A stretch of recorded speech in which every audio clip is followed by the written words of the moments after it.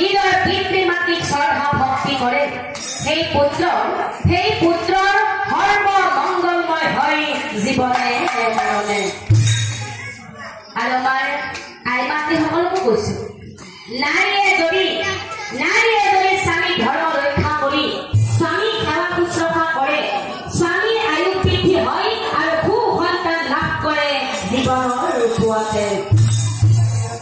আৰু আনফালে আমাৰ শ্ৰদ্ধাৰ বাপসকলকো কৈছো যে স্বামীয়ে যদি নিজৰ পত্নীক সততাৰে মৰম স্নেহ কৰি সংসাৰ ধৰ্ম সুকলমে পাল কৰাই লৈ যায়, সেইখন সংসাৰ সুমধুৰ হয় আৰু সৰ্ব মংগলময় হয় জীৱনৰ বেলা। গতিকে বাছা পুখত ধস তোমালোক তিনিওজনে ধৰ্ম পালন কৰিলা আৰু সেইকাৰণে তোমালোক তিনিওজনে বৈকুণ্ঠত গৈ পুনৰ মিলন হ'ব নিশ্চয় জানিবা। বাছা পুখত ধস মই ধৰ্মৰে কেৱল তোমালোক তিনিজনৰ ধৰ্মৰ পৰীক্ষাহে চাইছিলো। এৰা বাছা পুখত ধস তোমাৰ মাতৃ যে ইয়াতে মৰি আছে, মাতৃ কিন্তু মোৰ স্পৰ্শ কৰাৰ লগে লগে জীয়াই উঠিব আৰু তোমালোক তিনিওজনে অহা জন্মত তোমালোক তিনিওজনে বৈকুণ্ঠত গৈ পুনৰ মিলন হ'ব নিশ্চয় জানিব। এৰা বাছা পুখত ধস এটা কথা ভালদৰে মনত ৰাখিব, মই ধৰ্ম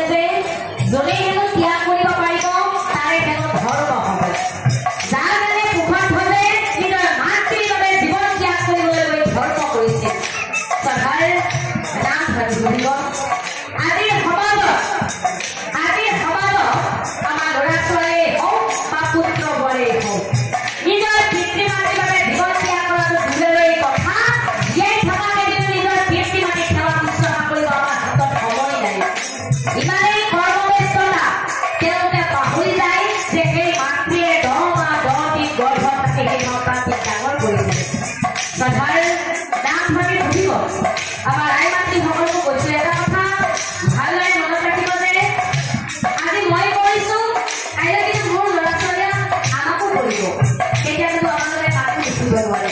সেয়েহে শ্ৰদ্ধা নাম ধৰি শুনিব।